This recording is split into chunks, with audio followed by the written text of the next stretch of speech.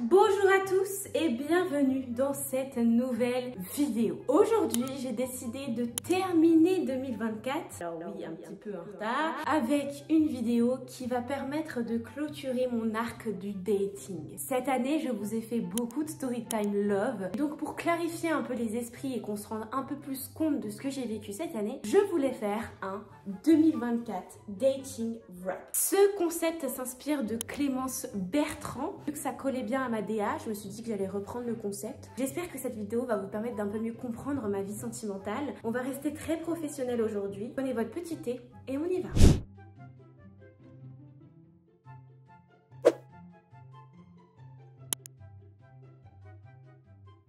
En 2024, j'ai eu 5 prétendants. Ils sont tous ici représentés par des petits emojis. Plot twist! 8 prétendants, car nous avons eu le retour de 3 ex. Ex numéro 3, ex numéro 2 et ex numéro 1. Alors, ils sont représentés ici par des belles poubelles, car c'est tout ce qu'ils sont. Et nous allons devoir un petit peu nous attarder sur le cas de ces ex défectueux. On passe au tribunal des ex. Ici, nous avons la finalité de la relation. Ils sont revenus dans ma vie, certes, mais qu'est-ce qui s'est passé? Alors, en effet, il y en a 2 que j'ai ghosté et il y en a un qui m'a bloqué. Le monsieur est revenu et a décidé de me bloquer comme ça du jour au lendemain. Bon, est-ce que ça m'étonne de lui? Non, car on se rappelle que ce n'est qu'une poubelle. Au final, ils ont tous redisparu de ma vie. La porte sera fermée pour 2025. Cependant, ces 3 ex m'ont rapporté plusieurs choses, dont des vues. Car grâce à eux et à leur comportement dégueulasse, j'ai pu faire de très belles story time et vous partager mes meilleurs conseils et ça, vous avez adoré. Alors voici, en fonction des ex, combien de vues ils m'ont rapporté. Alors le ex numéro 1, il m'a pas rapporté beaucoup. Vous voyez, ça commence ici, ça va pas plus loin. Le ex numéro 2, il nous a fait à peu près 1000 vues, je crois. L'ex numéro 3, alors là, lui, il m'a fait percer sur YouTube. Mon expérience avec eux m'a permis d'avoir un nombre de vues incalculable et vu que je suis là que pour les chiffres, et bah écoutez, ça me rend très heureuse. Condamnation finale. Les accusés sont interdits de territoire dans la vie d'Alou YouTube. On les remercie cependant de leurs travaux d'intérêt général qui ont permis à notre chef de gang de gagner plusieurs abonnés. Merci et bon voyage dans le pays des clébards, Alou et sa communauté, parce que, à mon sens, vous êtes tous et toutes d'accord pour cette condamnation. Ceci étant dit, nous pouvons enfin commencer le Dating Wrap 2024. Donc on se rappelle qu'on a 5 prétendants. C'est pas énorme, mais c'est pas trop non plus. Ça fait à peu près 1 par saison et c'est très bien comme ça. Voici une courbe explicative de à quel point ma motivation tout au long de 2024 a commencé à descendre. Au début de l'année, sur les applications de rencontres, je cherchais du sérieux. Je cherchais la bague au doigt, je cherchais mon futur mari. Au fur et à mesure, on peut voir que je suis vite descendue dans du pas sérieux à partir de juin-novembre. C'est là que j'ai commencé à vraiment vouloir date plusieurs fois par mois. Au final, fin d'année, décembre, j'étais juste saoulée et j'ai désinstallé les applications de rencontre. Une courbe qui est vraiment descendante, une pente descendante qui permet de représenter que à chaque début d'année, on est motivé et à la fin, bah voilà, il n'y a plus rien parce que toute l'année, on nous a déçus. Je trouve que c'est un bon graphique pour vous permettre de comprendre dans quel état d'esprit j'ai été cette année par rapport au dating. Comment j'ai rencontré mes prétendants? Alors, on a 33% que j'ai rencontré via les applications de rencontre. Est-ce que c'est choquant? Non. 22% que j'ai rencontré sur les réseaux sociaux. Alors, ça peut être sur internet, ça veut dire sur les jeux, ça peut être par rapport à YouTube, etc. Donc, des rencontres que j'ai fait grâce aux réseaux sociaux, grâce à internet, grâce à ce que je fais de ma vie. On a 44% quand même qui sont des rencontres que j'ai fait grâce à des amis. On m'a mis en relation avec ou alors, voilà, je les ai rencontrés dans le quotidien, etc. Ça, c'est très drôle car ça vous dit les lieux de date. Il y a 40% de mes prétendants avec lesquels j'ai fait une full journée. Ça veut dire j'arrive vers 11h et je repars à 18h. On mange ensemble à midi, on visite, etc. Bref, une full journée. That's too much. Vraiment plus jamais.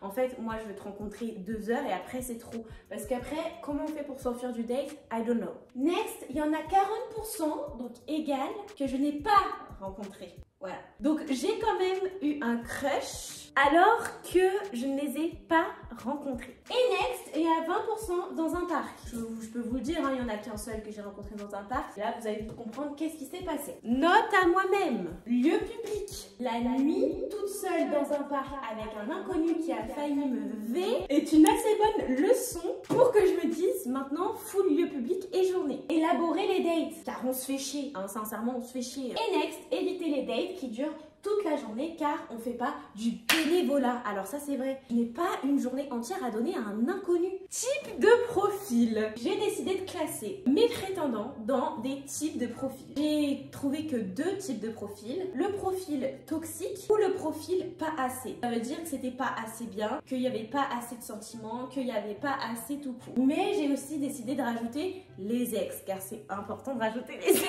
Il y a 2 ex qui ont été toxiques avec moi, pas forcément dans leur retour mais dans leur vie, et je pense que c'est un petit peu too much. Par contre, il y en a un qui était pas assez. Voilà, il avait pas assez évolué, il était pas assez bien pour moi, et donc du coup je l'ai mis là-dedans. Mais au moins il n'était pas toxique, mais il l'avait été dans le passé. Donc voilà, c'est exhaustif hein, cette liste. Next, nous avons le vomito qui est aussi en toxique, le gamer et le monsieur colérique. Bah, je pense que ça se voit aux emojis que j'ai choisis. Donc sur 5 prétendants, on en a 3 qui sont dans la catégorie toxique. C'est quand même très hoche. Et ensuite, les beaux emojis, ils se retrouvent dans pas assez parce que oui, ils m'ont fait vivre des choses sympas, mais ce n'était pas assez pour moi. Parfois même c'était trop, il y avait de la dépendance affective de leur côté. Enfin, c'était compliqué à gérer pour moi. C'était pas assez pour que je me mette vraiment en couple et dans du sérieux avec eux. On a un type de profil qui est assez intéressant. Next! Ce que ça m'a apporté et ce que j'ai perdu. Donc, ce que ça m'a apporté, des remises en question et des leçons. Pour les 5, ça a foiré, mais j'ai réussi à trouver pourquoi ça a foiré. Je me suis remise en question sur pourquoi j'étais allée vers ce profil-là, etc. Non, franchement, ça m'a permis de me remettre en question et m'ont vraiment apporté une évolution en moi. Cependant, ce que j'ai perdu, ils m'ont tous fait perdre du temps. Tous.